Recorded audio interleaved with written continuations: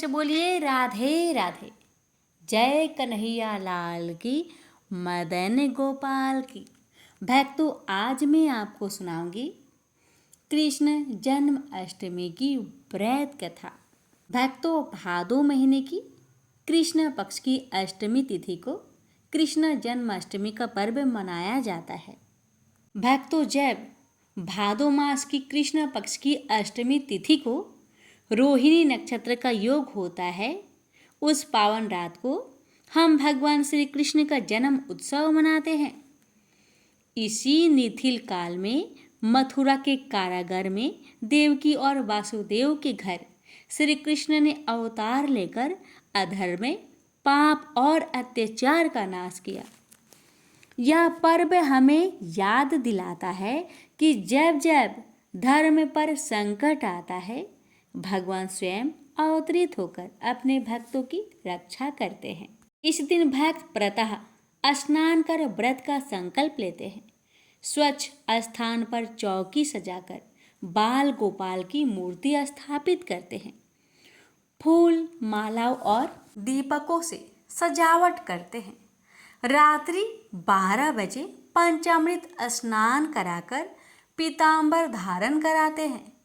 माखन, मिश्री, पंजीरी, फल और मिष्ठान का भोग लगाते हैं। भजन, कीर्तन और श्री कृष्ण जन्म कथा का पाठ करते हैं।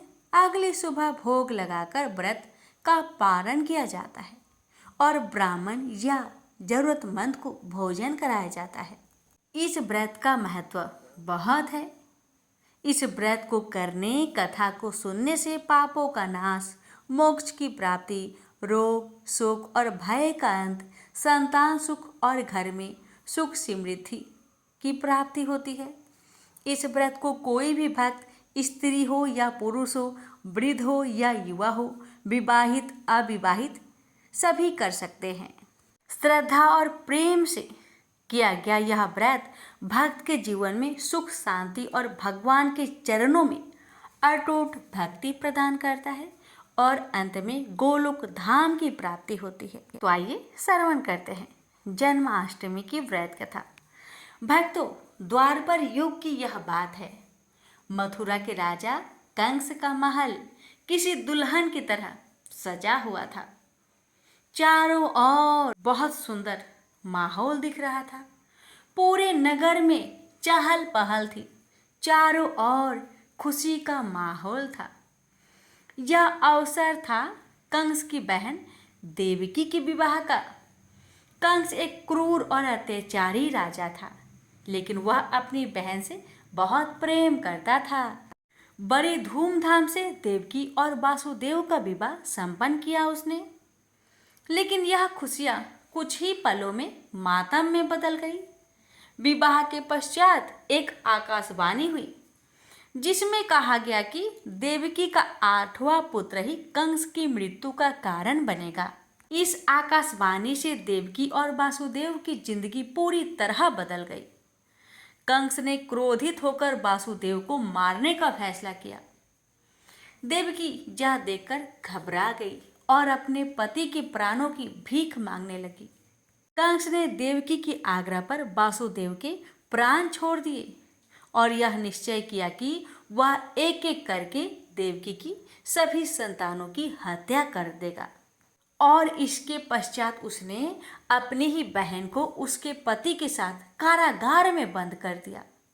कारागार में देवकी ने पहले पुत्र को जन्म दिया और कंस को जैसे ही यह बात पता चली तो उसने देवकी के उस नन्हे बच्चे को छीन लिया और उसकी निर्मल रूप से हत्या कर दी।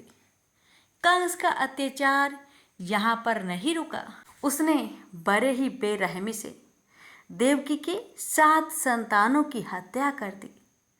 देवकी और वासुदेव बेबस होकर अपनी संतानों की हत्या देखने को मजबूर थे। कुछ समय बाद देवकी की 8वीं संतान के जन्म का समय भी निकट आ गया था। यह देखते हुए कंस ने कारागार में पहरेदार भी बढ़ा दिए थे। एक दिन भगवान विष्णु ने वासुदेव और देवकी को स्वप्न में दर्शन दिए और अपने मनुष्य अवतार में जन्म लेने की बात बताई। भगवान ने उन्हें ये भी कहा कि मेरे जन्म के बाद ही आप मुझे अपने मित्र नंद के यहाँ छोड़ आना, मेरा लालन पालन वहीं होगा। उस समय नंद के घर में भी नन्हे मेहमान का आगमन होने वाला था। जैसे ही आधी रात्रि को कृष्ण का जन्म हुआ, उस कारागार के सभी पहरेदार गहरी नींद में सो गए और कारागार के द्वार अपने आप खुल गए। वासुदेव ने बाल गोपाल को टोकरी में रखा और गोकुल की ओर चल पड़े। रास्ते में भीषण वर्षा और उफनती यमुना के बीच जैसे ही वासुदेव टोकरी को अपने सिर पर रख आगे को बढ़े, यमुना ने उनके लिए रास्ता बनाया और शेषनाग ने अपना फन फैलाकर बाल गोपाल और वासुदेव की तेज बारिश से रक्षा की। वासुदेव गोकुल पहुँचे और बाल कृष्ण को नंद के घर सुलाकर वहीं छोड़ आए और यशोदा और नंद की नवजात शिशु माया को अपने साथ मथुरा ले आए, जहाँ जैसे ही कंस ने माया को देवकी की संतान समझकर उसे मारने की कोशिश की, तभी वह कन्या कंस के हाथों से छूटकर आकाश में उड़ गई और एक दिव्य प्रकाश में परिवर्तित हो गई। उस प्रकाश से फिर आकाशवाणी हुई कि हे दुष्टा, तू मुझे जो समझकर मेरा वध करना चाहता है, मैं वो नहीं हूँ। तेरा काल गोकुल में सुरक्षित पहुँच चुका है और वही तेरा विनाश करेगा। इतना कहकर वह प्रकाश अंतर्ध्यान हो गया। इस प्रकार भगवान श्री कृष्ण का जन्म हुआ और उन्होंने अपने जीवन काल में कई लीलाएं रची और कंस का वध करके उसके अत्याचारों का भी अंत किया। जिस दिन उनका जन्म हुआ था, उस दिन को कृष्ण जन्माष्टमी के रूप में मनाया जाता है। तो प्रेम से बोलिए हरे कृष्णा। तो भक्तों, ये थी श्री कृष्ण जन्माष्टमी की व्रत कथा। भक्तों, आप सुनिए बाल कृष्ण की एक अन्य कथा। जब मथुरा के राजा कंस को आकाशवाणी के द्वारा यह पता चला कि उसकी बहन देवकी की 8वीं संतान उसकी मृत्यु की कारण बनेगी, तो कंस ने देवकी और उसके पति वासुदेव को जेल में डाल दिया था। ये तो आपको पता ही है। और एक एक करके उनके 7 पुत्रों की जन्म होते ही हत्या कर दी। लेकिन चमत्कारी रूप से उनका 8वां पुत्र यानी श्री कृष्ण जन्म के बाद गोकुल में बाबा नंद और मैया यशोदा के घर पहुंच गए थे। जब कंस को इसका पता चला तो उसने कृष्ण को मारने के लिए कई राक्षस, असुर और दैत्य भेजे। पुतना ऐसी ही एक राक्षसी थी जो श्री कृष्ण को मारने आई थी, लेकिन नन्हे से बालक कृष्ण ने अपनी लीला दिखाकर पुतना का ही वध कर दिया। भक्तों, श्री कृष्ण के जन्म और उनके गोकुल में होने की खबर मिलने के बाद कंस हर जगह ढूंढ ढूंढ कर नवजात शिशुओं की हत्या करवाने लगा, ताकि अगर किसी ने कृष्ण को छुपाकर रखा हो तो वो भी बचे नहीं। कंस ने अपनी मुँह बोली बहन राक्षसी पुतना को इसका जिम्मा सौंपा था। पुतना एक विशाल शरीर की ताकतवर राक्षसी थी और अपना रूप बदलने में भी माहिर थी। पुतना ने श्री कृष्ण को मारने के लिए एक युक्ति अपनाई। उसने अपने स्तनों पर विष लगाया और कृष्ण को दूध पिलाने के बहाने एक सुंदर स्त्री का रूप धर लिया। पुतना रूप बदलकर गोकुल में सीधे बाबा नंद और मैया यशोदा के घर में गई। पुतना ने अपने मनोहर रूप से यशोदा और बलराम की माता रोहिणी को मोहित कर लिया। वे दोनों उसे कुछ ना बोल सकी। उन्हें लगा कि जैसे सभी उनके लल्ला को देखने आते हैं, वैसे ही यह सुंदर स्त्री भी आई है। पुतना ने कृष्ण को गोद में लिया और उन्हें दूध पिलाने लगी। लेकिन कृष्ण तो भगवान थे। उन्होंने पुतना का असली रूप पहचान लिया था। वे अपने दोनों हाथों से पकड़कर स्तनपान करने लगे। बस फिर क्या था, पुतना जोर जोर से चिल्लाने लगी और बाल कृष्ण को दूर हटाने की कोशिश करने लगी, लेकिन कृष्ण ने उसे कसकर पकड़ रखा था। भयभीत होकर पूतना अपनी असली रूप में आ गई और चिल्लाते हुए आकाश में उड़ने लगी। उसका यह रूप देखकर सारे गोकुलवासी घबरा गए, दर्द से चिल्लाते हुए। अंततः पूतना जोर से नीचे धरती पर गिर गई। नंद, यशोदा और रोहिणी दौड़कर उसके पास आए और देखा कि कृष्ण अभी भी पूतना का स्तनपान कर ही रहे थे। मैया यशोदा ने झट से अपने लल्ला को उठाया और गले से लगा लिया। वे सब जान गए कि कृष्ण ने एक और राक्षस का वध कर दिया है। धरती पर पड़ा पूतना का शरीर इतना विशालकाय था कि गोकुल के लोगों के मन में यह प्रश्न उठा कि उसका अंतिम संस्कार कैसे किया जाए। जब राक्षसी का अंतिम संस्कार किया गया तो उसके शरीर से चंदन की भीनी भीनी खुशबू आने लगी। इस घटना का वर्णन भागवत पुराण में किया गया है। भगवान कृष्ण को स्तनपान करा के मृत्यु प्राप्त करने वाली पूतना राक्षसी को उसके अंत के बाद मुक्ति मिल गई। तो प्रेम से बोलिए जय श्री कृष्ण।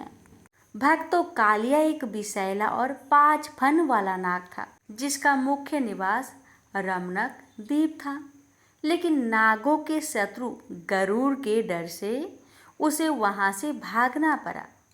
गरुड़ को वृंदावन में रहने वाले योगी सौभड़ी ने श्राप दिया था कि वह मृत्यु को प्राप्त किए बिना वृंदावन नहीं आ सकेगा।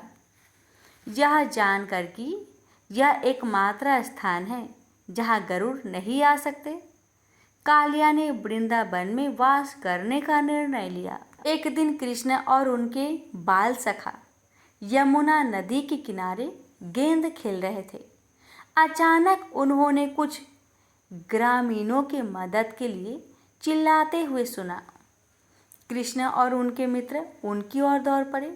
वहां एक ग्वालन भयभीत होकर कह रही थी, मदद करो, मदद करो, मेरा बेटा नदी में फिसल गया। श्री कृष्ण यह सुनते ही उसके पास आए और उन्हें देखकर ग्वालन रोने लगी और बोली, मेरा बेटा यमुना के किनारे खेल रहा था, पता नहीं कैसे उसका पैर फिसला और वह नदी में गिर गया। यह वही जगह है जहाँ कालिया नाग निवास करता है।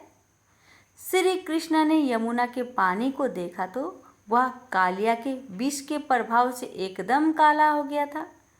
कालिया के निवास स्थान को छोड़कर पूरी यमुना नदी का पानी नीला था। बस फिर क्या था, बिना अधिक विचार किए श्री कृष्ण ने लड़के को बचाने और कालिया को सबक सिखाने के लिए नदी में छलांग लगा दी। जैसे ही वह पानी के अंदर गए, उन्होंने देखा कि कालिया ने बालक को अपनी पूंछ में दबा रखा है। कृष्ण ने कालिया को चेतावनी दी, उसे छोड़ दो कालिया, बच्चे को नुकसान पहुंचाने का कोई अर्थ नहीं है, मैं तुम्हें सबक सिखाने के लिए आया हूँ। कालिया नाग ने कृष्ण का उपहास करते हुए कहा, हा हा हा हा, आप मुझे सबक सिखाने के लिए आए हो, ठीक है देखते हैं। यह कहकर उसने लड़के को मुक्त कर दिया। अब कालिया और श्री कृष्ण के बीच युद्ध शुरू हो गया। गोकुल के लोगों ने जब यह समाचार सुना तो तुरंत नंद और यशोदा सहित सभी यमुना की ओर दौड़ पड़े। अपने काले और बड़े बड़े फनों से कालिया कृष्ण पर हमला कर रहा था, लेकिन वह तो श्री कृष्ण थे। कालिया उनका कुछ भी बिगाड़ नहीं पा रहा था। कुछ समय तक ऐसा ही चलता रहा।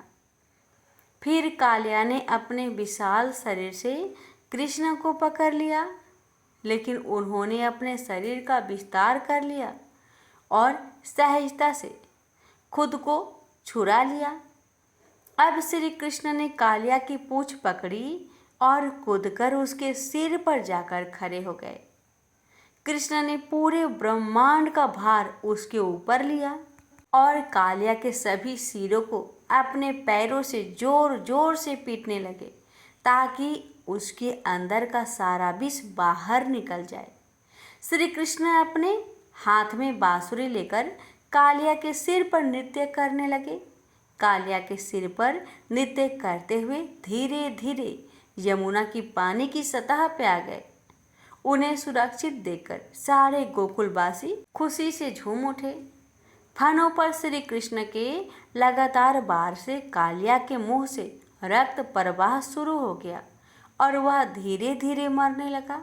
लेकिन तभी कालिया की पत्नी प्रकट हुई और हाथ जोड़कर श्री कृष्ण से प्रार्थना की और अपने पति के जीवन के लिए दया मांगने लगी।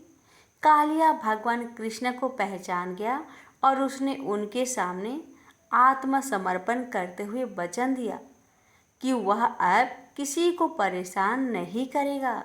कृष्ण ने कालिया को यमुना छोड़कर रमणीक द्वीप लौट जाने को कहा और उसे वचन दिया कि उसे गरुड़ द्वारा परेशान नहीं किया जाएगा। कालिया के सिर पर नृत्य करके श्री कृष्ण ने उसका गर्व चूर चूर कर दिया। इस घटना को कालिया मर्दन के नाम से भी जाना जाता है। प्रेम से बोलिए हरे कृष्णा। भक्तों, अब हम जो कथा सुनेंगे वह केवल कथा नहीं, यह तो उस अमृत का स्रोत है जो मन को निर्मल करता है, हृदय को भक्ति से भर देता है और जीवन के अंधेरों में प्रकाश जगा देता है। इसे सुनने मात्र से जन्म जन्म के पाप कट जाते हैं, हर संकट दूर हो जाते हैं और मन में भगवान के चरणों में अटूट प्रेम उभर आता है। यह कथा हर उस हृदय को छू जाती है जो सत्य, प्रेम और भक्ति की तलाश में है। आइए अब हम प्रवेश करते हैं उस दिव्य प्रसंग में जहाँ हर शब्द में भगवान की महिमा, हर वाक्य में उनका प्रेम और हर भाव में उनका आशीर्वाद छिपा है। सच्चिदानंद स्वरूप भगवान श्री कृष्ण को हम नमस्कार करते हैं, जो जगत की उत्पत्ति, स्थिति और विनाश के हेतु तथा आध्यात्मिक, आधि दैविक और आधि भौतिक तीनों प्रकार के तापों का नाश करने वाले हैं। जिस समय श्री सुखदेव जी का यज्ञोपवीत संस्कार भी नहीं हुआ था तथा लौकिक वैदिक कर्मों के अनुष्ठान का अवसर भी नहीं आया था, तभी उन्हें अकेले ही संन्यास लेने के लिए घर से जाते देखकर उनके पिता व्यास जी विरह से कतार होकर पुकारने लगे, बेटा, हे बेटा, तुम कहाँ जा रहे हो? उस समय वृक्षों ने तन्मय होने के कारण श्री सुखदेव जी की ओर से उत्तर दिया, ऐसे सर्वभूत हृदय स्वरूप श्री सुखदेव मुनि को मैं नमस्कार करता हूँ। एक बार भागवत कथा मृतिका रसवादन करने में कुशल मुनिवर शौनक जी ने नैमिषारण्य क्षेत्र में विराजमान महामती सूत जी को नमस्कार करके उनसे पूछा। शौनक जी बोले, सूत जी, आपका ज्ञान अज्ञान अंधकार को नष्ट करने के लिए करोड़ों सूर्य के समान है। आप हमारे कानों के लिए रसायन अमृत स्वरूप सार गर्वित कथा कही। भक्ति, ज्ञान और वैराग्य से प्राप्त होने वाले महान विवेक की वृद्धि किस प्रकार होती है तथा वैष्णव लोग किस प्रकार इस माया मोह से अपना पीछा छुड़ाते हैं। इस घोर कली काल में जीव प्राय आसुरी स्वभाव के हो गए हैं। विविध कलेशों से आक्रांत इन जीवों को शुद्ध देवी शक्ति संपन्न बनाने का सर्वश्रेष्ठ उपाय क्या है? सूत जी, आप हमें कोई ऐसा शाश्वत साधन बताइए जो सबसे अधिक कल्याणकारी तथा पवित्र करने वालों में भी पवित्र हो तथा जो भगवान श्री कृष्ण की प्राप्ति करा दे। चिंतामणि केवल लौकिक सुख दे सकती है और कल्प वृक्ष अधिक से अधिक स्वर्गीय संपत्ति दे सकता है, परंतु गुरुदेव संपन्न होकर भगवान का योगी दुर्लभ नित्य वैकुंठ धाम दे देते हैं। सूत जी ने कहा, शौनक जी, तुम्हारे हृदय में भगवान का प्रेम है, इसलिए मैं विचार कर तुम्हें संपूर्ण सिद्धांतों का निष्कर्ष सुनाता हूँ, जो जन्म मृत्यु के भय का नाश कर देता है, जो भक्ति के प्रवाहों को बढ़ाता है और भगवान श्री कृष्ण की प्रसन्नता का प्रधान कारण है। मैं तुम्हें वह साधन बताता हूँ, उसे सावधान होकर सुनो। श्री सुखदेव जी ने कलयुग में जीवों के काल रूपी सर्प के मुख का ग्रास होने के त्रास का आध्यात्मिक नाश करने के लिए श्रीमद् भागवत शास्त्र का प्रवचन किया है। मन की शुद्धि के लिए इससे बढ़कर कोई साधन नहीं है। जब मनुष्य के जन्म जन्मांतर का पुण्य उदय होता है, तभी उसे इस भागवत शास्त्र की प्राप्ति होती है। जब सुखदेव जी राजा परीक्षित को यह कथा सुनाने के लिए सभा में विराजमान हुए, तब देवता लोग उसके पास अमृत का कलश लेकर आए।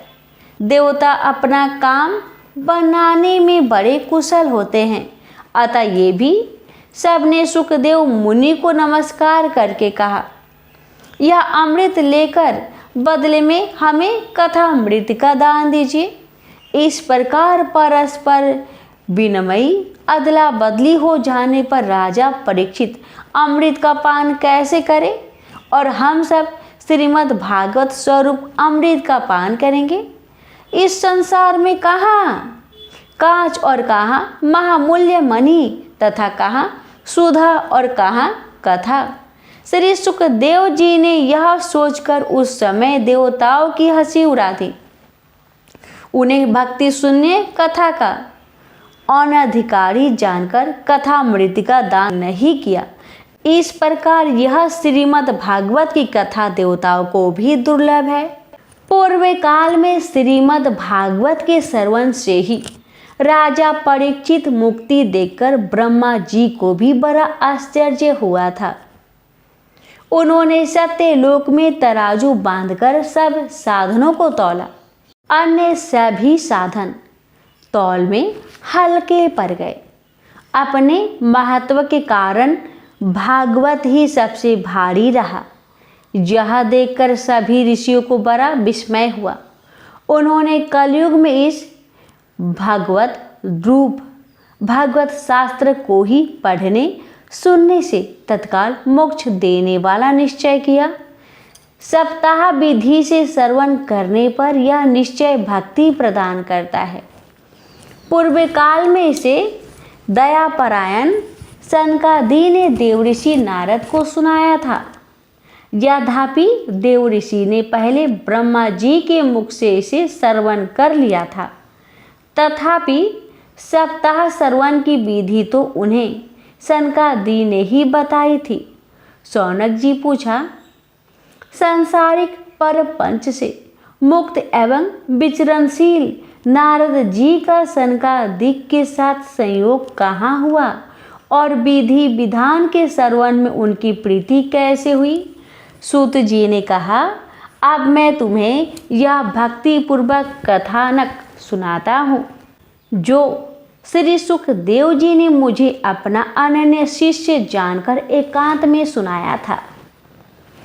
एक दिन विशालापुरी में वे चारों निर्मल ऋषि सत्संग के लिए आए। वहां उन्होंने नारद जी को देखा। सनकादिक ने पूछा, ब्राह्मण, आपका मुख उदास क्यों हो रहा है? आप चिंतातुर कैसे हैं? इतनी जल्दी आप कहाँ जा रहे हैं और आपका आगमन कहाँ से हो रहा है? इस समय तो आप उस पुरुष के समान व्याकुल जान पड़ते हैं जिसका सारा धन लूट गया हो।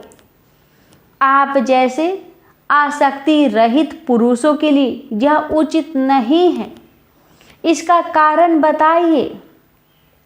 नारद जी ने कहा, मैं सर्वोत्तम लोक समझकर पृथ्वी में आया था, जहाँ पुष्कर, प्रयाग, काशी, गोदावरी, नासिक, हरिद्वार, कुरुक्षेत्र, श्रीरंग और सेतुबंध आदि कई तीर्थों में इधर उधर विचरता रहा, किंतु मुझे कहीं भी मन को संतोष देने वाली शांति नहीं मिली। इस समय अधर्म के सहायक कली युग ने सारी पृथ्वी को पीड़ित कर रखा है। अब यहाँ सत्य, तप, शौच, बाहर भीतर की पवित्रता, दया, दान आदि कुछ भी नहीं है। बेचारे जीव केवल अपना पेट पालने में लगे हुए हैं।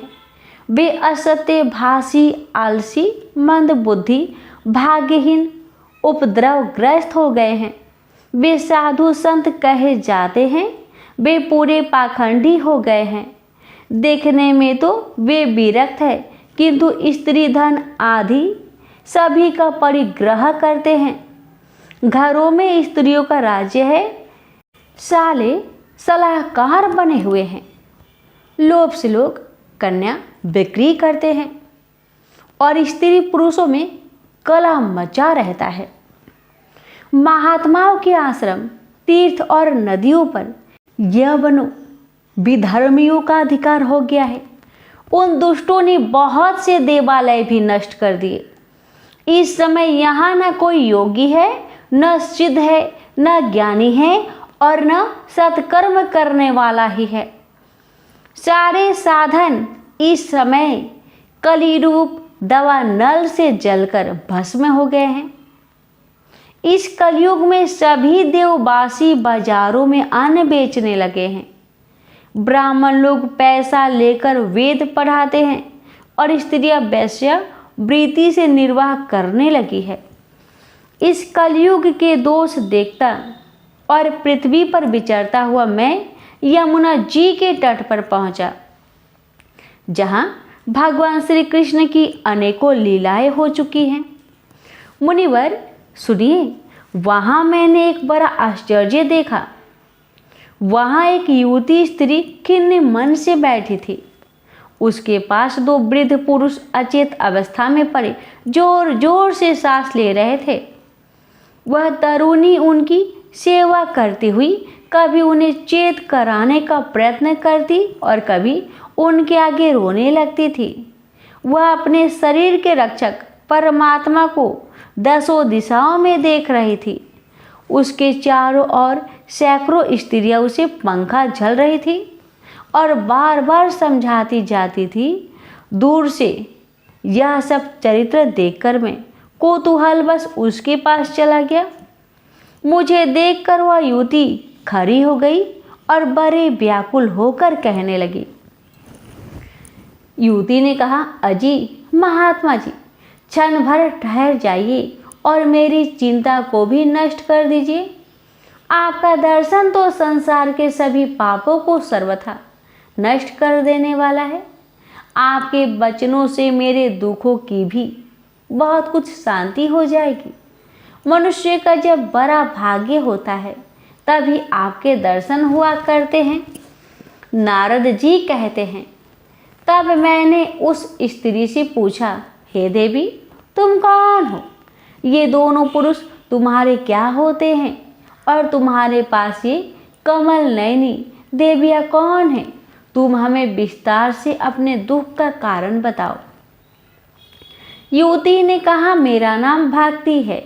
ये ज्ञान और वैराग्य नामक मेरे पुत्र है। समय के फेर से ही ये ऐसे जर्जर हो गए हैं। ये देवियाँ गंगा जी आदि नदियाँ हैं। ये सब मेरी सेवा करने के लिए ही आई हैं।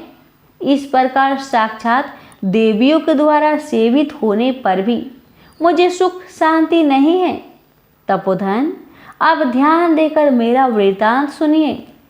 मेरी कथा वैसे तो प्रसिद्ध है, फिर भी उसे सुनकर आप मुझे शांति प्रदान करें। मैं द्रविड़ देश में उत्पन्न हुई, कर्नाटक में बढ़ी, कहीं कहीं महाराष्ट्र में सम्मानित हुई, किंतु गुजरात में मुझको बुढ़ापे ने आ घेरा। वहाँ घोर कलयुग के प्रभाव से पाखंडियों ने मुझे अंग भंग कर दिया। चिरकाल तक यह अवस्था होने के कारण मैं अपने पुत्र के साथ दुर्बल और निस्तेज हो गई। अब जब से मैं वृंदावन आई तब से पुनः परम सुंदरी रूपवती नवयुवती हो गई हूँ। किंतु सामने पड़े हुए ये दोनों मेरे पुत्र थके मांदे दुखी हो रहे हैं। अब मैं यह स्थान छोड़कर अन्यत्र जाना चाहती हूँ। ये दोनों बूढ़े हो गए हैं, इसी दुख से मैं दुखी हूँ। मैं तरुणी क्यों और ये दोनों मेरे पुत्र बूढ़े क्यों? हम तीनों साथ साथ रहने वाले हैं, फिर यह विपरीतता क्यों? होना तो ये चाहिए कि माता बूढ़ी हो और पुत्र तरुण। इसी से मैं हैरान हूँ और अपनी इस दशा पर शोक करती रहती हूँ। आप परम बुद्धिमान एवं योग निधि है, इसका क्या कारण हो सकता है बताइए। नारद जी ने कहा, साध्वी, मैं अपनी हृदय में ज्ञान दृष्टि से तुम्हारे संपूर्ण दुख का कारण देखता हूँ। तुम्हें विषाद नहीं करना चाहिए, श्री हरि तुम्हारा कल्याण करेंगे। सूत जी कहते हैं, मुनिवर, नारद जी ने एक क्षण में ही उसका कारण जानकर कहा, देवी सावधान होकर सुनो, यह दारुण कलयुग है। इसी से इस समय सदाचार, योग मार्ग और तप आदि सभी लुप्त हो गए हैं। लोग सठता और दुष्कर्म में लगकर अघासुर बन रहे हैं। संसार में जहाँ देखो वही सत्पुरुष दुख से मलान है और दुष्ट सुखी हो रहे हैं। इस समय जिस बुद्धिमान पुरुष का धैर्य बना रहे वही बड़ा ज्ञानी या पंडित है। पृथ्वी क्रमशः प्रति वर्ष शेष जी के लिए भार रूप होती जा रही है। अब यह छूने योग तो क्या देखने योग भी नहीं रह गई है और न इसमें कहीं मंगल ही दिखाई देता है। अब किसी को पुत्र के साथ तुम्हारा दर्शन भी नहीं होता। विषय अनुराग के कारण अंधे बने हुए जीवों से उपेक्षित होकर तुम जर्जर हो रही थी। वृंदावन के संयोग से तुम फिर नवीन तरुणी हो गई हो। अतः यह वृंदावन धाम धन्य है, जहाँ भक्ति सर्वत्र नित्य कर रही है। परंतु तुम्हारे इन दोनों पुत्रों का यहाँ कोई ग्राहक नहीं है, इसलिए इनका बुढ़ापा नहीं छूट रहा है। यहाँ इनको कुछ आत्मा सुख, भगवत स्पर्श जनित आनंद की प्राप्ति होने के कारण ये सोते से जान भरते हैं। भक्ति ने कहा, राजा परीक्षित ने इस पापी कलयुग को क्यों रहने दिया? इसके आते ही सब वस्तुओं का सार न जाने कहाँ चला गया। करुणामयी श्री हरि से भी यह अधर्म कैसे देखा जाता है? मुने, मेरा यह संदेह दूर कीजिए। आपके वचनों से मुझे बड़ी शांति मिली है। नारद जी ने कहा, बाले, यदि तुमने पूछा है तो प्रेम से सुनो। कल्याणी, मैं तुम्हें सब बताऊंगा और तुम्हारा दुख दूर हो जाएगा। जिस दिन भगवान श्री कृष्ण इस भूलोक को छोड़कर अपने परम धाम को पधारे, उसी दिन से यहाँ संपूर्ण साधनों में बाधा डालने वाला कलयुग आ गया। दिग्विजय के समय राजा परीक्षित की दृष्टि पड़ने पर कलयुग दिन के समान उनकी शरण में आया। भ्रमर के समान सारग्राही राजा ने यह निश्चय किया कि इसका वध मुझे नहीं करना चाहिए, क्योंकि जो फल तपस्या, योग एवं समाधि से भी नहीं मिलता, कलयुग में वही फल हरि कीर्तन से ही भली भांति मिल जाता है।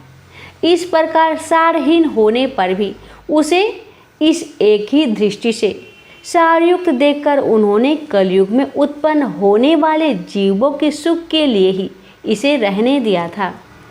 इस समय लोगों के कुकर्म में प्रवृत्त होने के कारण सभी वस्तुओं का सार निकल आया है और पृथ्वी के सारे पदार्थ बीजहीन भूसी के समान हो गए हैं। ब्राह्मण केवल अन्न धान आदि की लोभवश घर घर एवं जन जन को भगवत की कथा सुनाने लगे हैं, इसलिए कथा का सार चला गया। तीर्थों में नाना प्रकार के अत्यंत घोर कर्म करने वाले नास्तिक और नारकी पुरुष भी रहने लगे हैं, इसलिए तीर्थों का भी प्रभाव जाता रहा। जिनका चित्त निरंतर काम, क्रोध, महान लोभ और तृष्णा से तपता रहता है, वे भी तपस्या का ढोंग करने लगे हैं। इसलिए तप का भी सार निकल गया। मन पर काबू ना होने के कारण तथा लोभ, दंभ और पाखंड का आश्रय लेने के कारण, यह शास्त्र का अभ्यास ना करने से ध्यान योग का फल मिट गया। पंडितों की यह दशा है कि वे अपनी स्त्रियों के साथ पशु की तरह रमन करते हैं। उनमें संतान पैदा करने की ही कुशलता पाई जाती है। मुक्ति साधन में वे सर्वथा अकुशल है। संप्रदाय अनुसार प्राप्त हुई वैष्णवता भी कहीं देखने में नहीं आती। इस प्रकार जगह जगह सभी वस्तुओं का सार लुप्त हो गया है। यह तो इस युग का स्वभाव ही है, इसमें किसी का दोष नहीं है। इसी से पुंडरीकाक्ष भगवान बहुत समय रहते हुए भी ये सब सह रहे हैं। सूत जी कहते हैं, शौनक जी, इस प्रकार देव ऋषि नारद के वचन सुनकर भक्ति को बड़ा आश्चर्य हुआ। फिर उसने जो कुछ कहा उसे सुनिए। भक्ति ने कहा, हे देव ऋषि, आप धन्य है। मेरा बड़ा सौभाग्य था जो आपका समागम हुआ। संसार में साधुओं का दर्शन ही समस्त सिद्धियों का परम कारण है। आपका केवल एक बार का उपदेश धारण करके साधु कुमार प्रहलाद ने माया पर विजय प्राप्त कर ली थी। ध्रुव ने भी आपकी कृपा से ही ध्रुव पद प्राप्त किया था। आप सर्व मंगलमयी और साक्षात श्री ब्रह्मा जी के पुत्र हैं। मैं आपको नमस्कार करती हूँ। भक्तों, नारद जी ने कहा, बाले, तुम व्यर्थ ही अपनों को क्यों खेद में डाल रही हो? अरे तुम इतनी चिंतातुर क्यों हो? भगवान श्री कृष्ण के चरण कमलों का चिंतन करो। उनकी कृपा से तुम्हारा सारा दुख दूर हो जाएगा। जिन्होंने कौरवों के अत्याचार से द्रौपदी की रक्षा की थी और गोप सुंदरियों को शरणार्थ किया था, वे श्री कृष्ण कहीं चले थोड़े ही गए हैं। और फिर तुम तो भक्ति हो और सदा उन्हें प्राणों से भी प्यारी हो। तुम्हारे बुलाने पर तो भगवान निज के भी घर में चले जाते हैं। सत्य, त्रेता और द्वापर, इन तीन युगों में ज्ञान और वैराग्य मुक्ति के साधन थे, किंतु कलयुग में तो केवल भक्ति ही ब्रह्म सायुज्य मोक्ष की प्राप्ति कराने वाली है। यह सोचकर ही परमानंद चिंता मूर्ति ज्ञान स्वरूप श्री हरि ने अपने सत्य स्वरूप से तुम्हें रचा है। तुम साक्षात श्री कृष्ण चंद्र की प्रिया और परम सुंदरी हो। एक बार जब तुमने हाथ जोड़कर पूछा था कि मैं क्या करूं, तब भगवान ने तुम्हें यही आज्ञा दी थी कि मेरे भक्तों का पोषण करो। तुमने भगवान की वह आज्ञा स्वीकार कर ली। इससे तुम पर श्री हरि बहुत प्रसन्न हुए और तुम्हारी सेवा करने के लिए मुक्ति को तुम्हें दासी के रूप में दे दिया। इन ज्ञान वैराग्य को पुत्र के रूप में तुम अपने साक्षात स्वरूप से वैकुंठ धाम में ही भक्तों का पोषण करती हो। भूलोक में तो तुमने उनकी पुष्टि के लिए केवल छाया रूप धारण कर रखा है। तब तुम मुक्ति, ज्ञान और वैराग्य को साथ लिए पृथ्वी तल पर आई और सत्य युग से द्वार पर प्रयत्न बड़े आनंद से रही। कलयुग में तुम्हारी दासी मुक्ति पाखंड रूप रोग से पीड़ित होकर छीन होने लगी थी। इसलिए वह तो तुरंत ही तुम्हारी आज्ञा से वैकुंठ लोक को चली गई। इस लोक में भी तुम्हारे स्मरण करने से ही वह आती है और फिर चली जाती है, किंतु इन ज्ञान वैराग्य को तुमने पुत्र मानकर अपने पास ही रख छोड़ा है। फिर भी कलयुग में इनकी अपेक्षा होने के कारण तुम्हारे ये पुत्र उत्साहहीन और वृद्ध हो गए हैं। फिर भी तुम चिंता ना करो, मैं इनके नव जीवन का उपाय सोचता हूँ। सुमुखी, कली के समान कोई भी युग नहीं है। इस युग में तुम्हें घर घर में प्रत्येक पुरुष के हृदय में स्थापित कर दूंगा। देखो, अन्य सब धर्मों को दबाकर और भक्ति विषयक महा उत्सवों को आगे रखकर यदि मैंने लोक में तुम्हारा प्रचार न किया तो मैं श्री हरि का दास नहीं। इस कलयुग में जो जीव तुमसे युक्त होंगे वे पापी होने पर भी वे खटके भगवान श्री कृष्ण के अभय धाम को प्राप्त होंगे। जिनके हृदय में निरंतर प्रेम रूपिणी भक्ति निवास करती है, वे शुद्धांत करण पुरुष स्वप्नों में भी यमराज को नहीं देखते। जिनके हृदय में भक्ति महारानी का निवास है, उन्हें प्रेत, पिशाच, राक्षस या दैत्य आदि स्पर्श करने में भी समर्थ नहीं हो सकते। तप, वेदाध्ययन, ज्ञान और कर्म आदि किसी भी साधन से भगवान बस में नहीं किए जा सकते। वे केवल भक्ति से ही वशीभूत होते हैं। इसमें गोपीजन प्रमाण है। मनुष्यों का सहस्त्र जन्म के पुण्य प्रताप से भक्ति में अनुराग होता है। कलयुग में केवल भक्ति ही सार है। भक्ति से तो साक्षात श्री कृष्ण चंद्र सामने उपस्थित हो जाते हैं। जो लोग भक्ति से द्रोह करते हैं वे तीनों लोकों में दुख ही दुख पाते हैं। पूर्व काल में भटका तिरस्कार करने वाले दुर्वासा ऋषि को बड़ा कष्ट उठाना पड़ा। बस व्रत, तीर्थ, योग, यज्ञ और ज्ञान चर्चा आदि बहुत से साधनों की कोई आवश्यकता नहीं है। एकमात्र भक्ति ही मुक्ति देने वाली है। सूत जी कहते हैं, इस प्रकार नारद जी के निर्णय किए हुए अपने महात्म्य को सुनकर भक्ति के सारे अंग पुष्ट हो गए और वे उनसे कहने लगे, नारद जी, आप धन्य हैं। आपकी मुझ में निश्चल प्रीति है।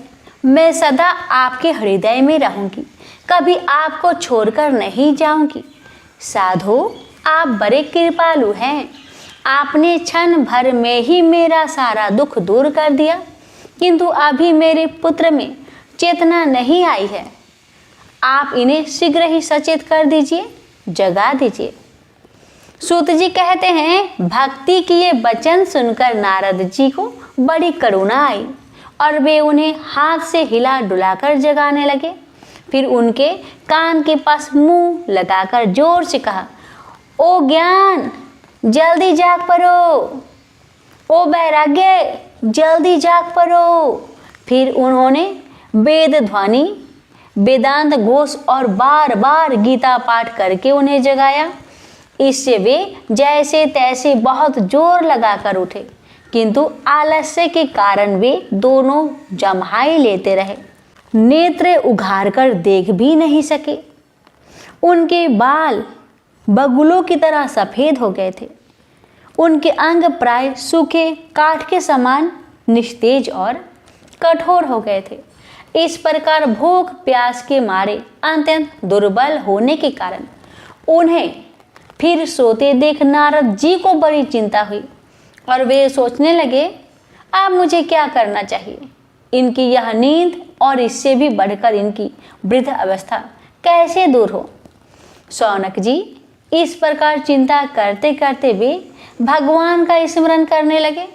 उस समय यह आकाशवाणी हुई, मुने, खेद मत करो, तुम्हारा यह उद्योग निस्संदेह सफल होगा।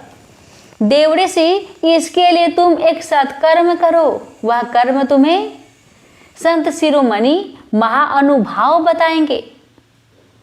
उस सत्कर्म का अनुष्ठान करते ही क्षण भर में इनकी नींद और वृद्धावस्था चली जाएगी तथा सर्वत्र भक्ति का प्रचार होगा। जहाँ आकाशवाणी वहाँ सभी को साफ साफ सुनाई दी। इससे नारद जी को बड़ा विस्मय हुआ और वे कहने लगे, मुझे तो इसका कुछ आशय समझ में नहीं आया। नारद जी बोले, इस आकाशवाणी ने भी गुप्त रूप में ही बात कही है। यह नहीं बताया कि वह कौन सा साधन किया जाए जिससे इनका कार्य सिद्ध हो। वे संत न जाने कहाँ मिलेंगे और किस प्रकार उस साधन को बताएंगे। अब आकाशवाणी जो कुछ कहा है उसके अनुसार मुझे क्या करना चाहिए? सूत जी कहते हैं, शौनक जी, तब ज्ञान वैराग्य दोनों को वही छोड़कर नारद मुनि वहां से चल पड़े और प्रत्येक तीर्थ में जा जाकर मार्ग में मिलने वाले मुनीश्वरों से वह साधन पूछने लगे। उनकी उस बातों को सुनते तो सब थे, किंतु उसके विषय में कोई भी निश्चित उत्तर न देता। उन्होंने उसे असाध्याय बताया। कोई बोले इसका ठीक ठीक पता लगाना ही कठिन है, कोई सुनकर चुप रह गए और कोई तो अपनी अवज्ञा होने के भय से बातों को टाल टूल कर खिसक गए। त्रिलोकी में महान आश्चर्यजनक हाहाकार मच गया। लोग आपस में कानाफूसी करने लगे। भाई जब वेद ध्वनि, वेदांत घोष और बार बार गीता पाठ सुनने पर भी भक्ति, ज्ञान और वैराग्य ये तीनों नहीं जगाए जा सके, तब और कोई उपाय नहीं है। स्वयं योगीराज नारद को भी जिसका ज्ञान नहीं है, उसे दूसरे संसारी लोग कैसे बता सकते हैं? इस प्रकार जिन जिन ऋषियों से इसके विषय में पूछा गया, उन्होंने निर्णय करके यही कहा कि यह बात दुसाध्य ही है। तब नारद जी बहुत चिंतातुर हुए और बद्री वन में आए। ज्ञान वैराग्य को जगाने के लिए वहां उन्होंने यह निश्चय किया कि मैं तप करूंगा। इसी समय उन्हें अपने सामने करोड़ों सूर्य के समान तेजस्वी सनकादि मुनीश्वर दिखाई दिए। उन्हें देखकर वे मुनिश्रेष्ठ कहने लगे। नारद जी कहने लगे, महात्माओं, इस समय बड़े भाग्य से मेरा आप लोगों के साथ समागम हुआ है। आप मुझ पर कृपा करके शीघ्र ही वह साधन बताइए। आप सभी लोग बड़े योगी, बुद्धिमान और विद्वान हैं। आप देखने में 5-5 वर्ष के बालक से जान पड़ते हैं, किंतु हे पूर्वजों के भी पूर्वज, आप लोग सदा बैकुंठ धाम में निवास करते हैं, निरंतर हरि कीर्तन में तत्पर रहते हैं, भागवत लीला मृतिका रसवादन कर सदा उसी में उन्मत्त रहते हैं और एकमात्र भागवत कथा ही आपके जीवन का आधार है। हरि शरणम, भगवान ही हमारे रक्षक है। यह वाक्य मंत्र सर्वदा आपके मुख में रहता है। इसी से काल प्रेरित वृद्ध अवस्था भी आपको बाधा नहीं पहुंचाती। पूर्व काल में आपके भ्रू भंग मात्र से भगवान विष्णु के द्वारपाल जय और विजय तुरंत पृथ्वी पर गिर गए थे और फिर आपकी ही कृपा से वे पुनः बैकुंठ लोक पहुंच गए। धन्य है, इस समय आपका दर्शन बड़े सौभाग्य से ही हुआ है। मैं बहुत दीन हूँ और आप लोग स्वभाव से ही दयालु हैं, इसलिए मुझ पर आपको अवश्य कृपा करनी चाहिए। बताइए, आकाशवाणी ने जिसके विषय में कहा है वह कौन सा साधन है और मुझे किस प्रकार उसका अनुष्ठान करना चाहिए? आप इसका विस्तार से वर्णन कीजिए। भक्ति, ज्ञान और वैराग्य को किस प्रकार सुख मिल सकता है और किस तरह इनकी प्रेम पूर्वक सब वर्णों में प्रतिष्ठा की जा सकती है? सनकादि ने कहा, देवऋषि, आप चिंता ना करें, मन में प्रसन्न हो। उनके उद्धार का एक सरल उपाय पहले से ही विद्यमान है। नारद जी, आप धन्य हैं। आप विरक्तों के शिरोमणि हैं, श्री कृष्ण दासों के शाश्वत पथ प्रदर्शक एवं भक्तियों के भास्कर हैं। आप भक्ति के लिए जो उद्योग कर रहे हैं, यह आपके लिए कोई आश्चर्य की बात नहीं समझनी चाहिए। भगवान के भक्त के लिए तो भक्ति की सम्यक स्थापना करना सदा उचित ही है। ऋषियों ने संसार में अनेकों मार्ग प्रकट किए हैं, किंतु वे सभी कष्ट साध्य है और परिणाम में प्राय स्वर्ग की ही प्राप्ति कराने वाली है। अभिमत भगवान की प्राप्ति कराने वाला मार्ग तो गुप्त ही रहा है। उसका उपदेश करने वाला पुरुष प्राय भाग्य से ही मिलता है। आपको आकाशवाणी ने जिस सत्कर्म का संकेत किया है उसे हम बताते हैं। आप प्रसन्न और समाहित चित होकर सुनिए।